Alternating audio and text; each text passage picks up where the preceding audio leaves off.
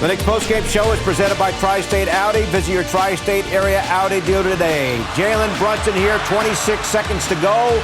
Knicks are down by 2, and Brunson ties it up, 105 all into overtime. Bam Adebayo from Miami had 30. But Brunson was captain clutch again, scoring 14 of the Knicks' final 23. Here he is on the outside for 3 of his 31. And the Knicks prevail in Miami, 116 to 112. Great to have you with us from our Delta MSG studios. Bill Pito along with Alan Hahn and Wally Zerbiak. So the Knicks win it in overtime. They were down by 19, Alan, in the third quarter. It's their biggest come-from-behind win of the year. And through 60 games now, they are 40-20. There's been a lot of signature wins this season. Yep. We've seen a lot of them. We saw one Friday night, it felt like. This is definitely one. This was a game that felt like one of those games that the Knicks just couldn't figure it out. The zone was bothering them. This kid Ware was dominating them in the paint. They gave up 40 points in the paint. That second half, you see, again, the switch was flipped. And not only, well, I guess we're used to Jalen Brunson having these big clutch moments and making big plays. But what you saw in the second half of this game, and I saw it Friday night in Memphis as well, Wally, is OG Anunoby locking back in again. And when he plays like that, the Knicks are a different-looking team. This was also one of Tom Thibodeau's best coach wins. The way he manipulated matchups to dominate that fourth quarter and get the Knicks back in the game. He played small. He changed matchups. He had Anunoby guarding Hero for most of the time. He got Khalil Ware out of the game by going small and making sure that he couldn't go out there because Towns can stretch him and bring him away from the basket. He manipulated matchups perfectly, and then when you have the best clutch player in the league, I think he's number one. I think if you need a big shot at the end of a game and you're down or you're tied or whatever it is in the last 5 minutes, you want Jalen Brunson doing it. And I'm talking the whole entire NBA. What he has been doing this year is incredible. He did it again. He willed his team to another victory. This guy is just fun to watch. He comes through every single night. Your reference points in the paint. The turnaround was dramatic. In the first half, the Knicks were outscored points in the paint 40-20, down 17 at the half. And for the game, the Knicks end up winning the points in the paint stat 58-56. How did it turn around?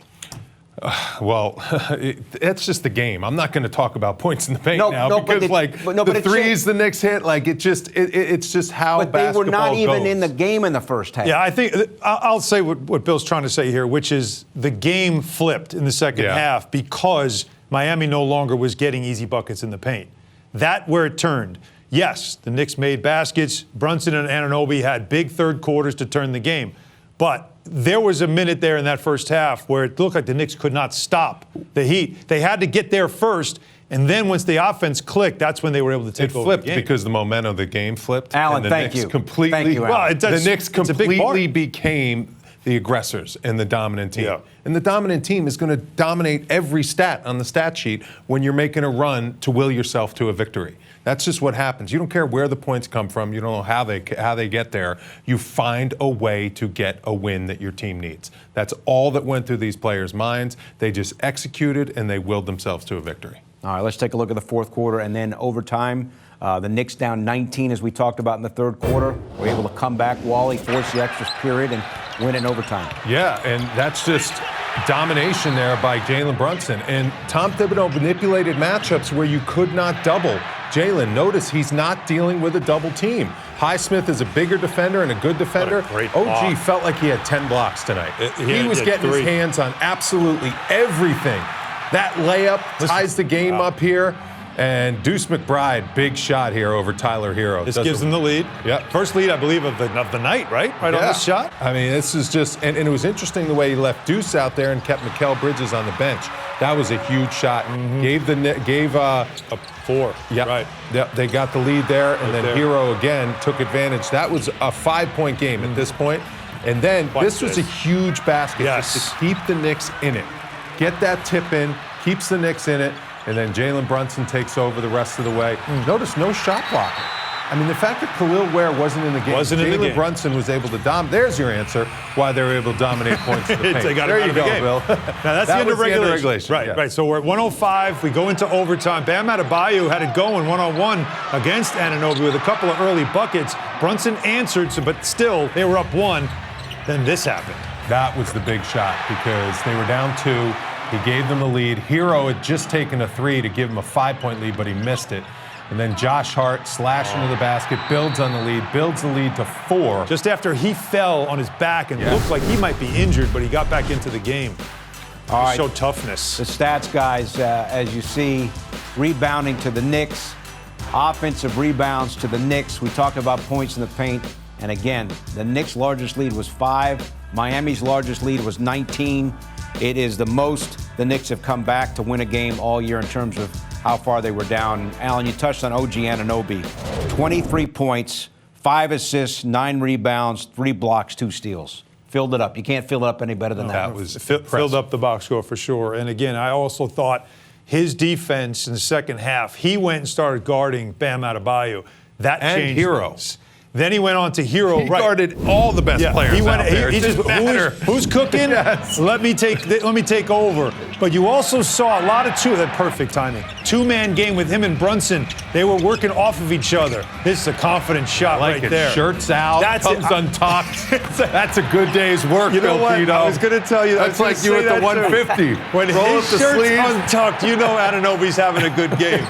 And he was trash talking. He was talking to people like he was really engaged in this. Look at him. Locking him up. How about that sequence turnover right there?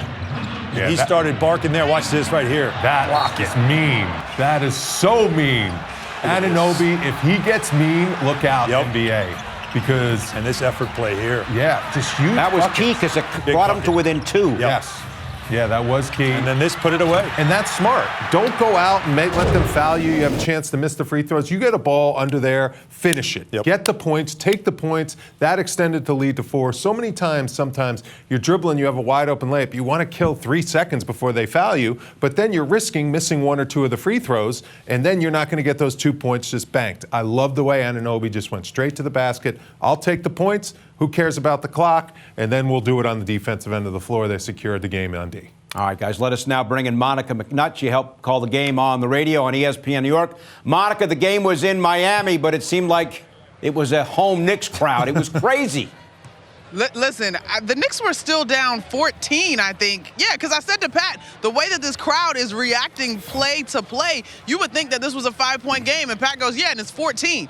So the Knicks fans that were here in Miami literally put all their effort in, chips all into the table in terms of willing this team back into this ball game, particularly in that third quarter where you started to see the Knicks wake up and you saw them taking advantage, particularly in the rebounding category first, and then everything sort of stemmed from there as you went into the fourth quarter in the overtime period. And Monica, on Friday night, you famously told OG to smile. But I'll tell you what, I like the snarl on his face in this game, especially in the second half. Anunoby, Wally and I were just talking about it, jersey out. I mean, you could tell that he was really engaged in this game once again. Doesn't it feel like these last 2 games that he's starting to get back into his groove after having that foot injury? Yeah, I mean, first of all, he's letting the 3 fly. How many threes did he take tonight? And he hit a fair amount. What is he, 4 of 9? So he knocks down 4. He takes 9. But Pat and I talked about this on the radio. The defensive call to put him on Bam Adebayo and take Karl-Anthony Towns off of him, because we joked that Karl-Anthony Towns and Bam Adebayo was like King Kong and Godzilla. It was not productive. It was not going nowhere. It was just 2 giant bodies banging around on the floor. But OG Anunoby, while he gave up a little bit in height, he was able to pester Bam Adebayo, use his quickness, particularly late in the fourth quarter, to create a steal or at least a jump ball situation.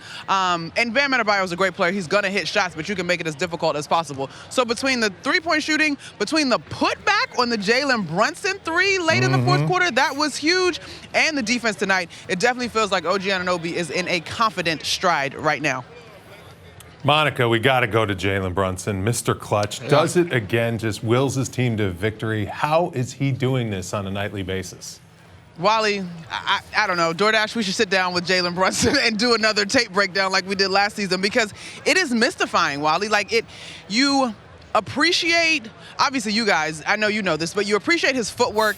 I think you appreciate his poise, right? And then you just have confidence that when he has the basketball, I thought one moment that was really indicative of that was when Josh Hart got that rebound, again, late in the fourth quarter.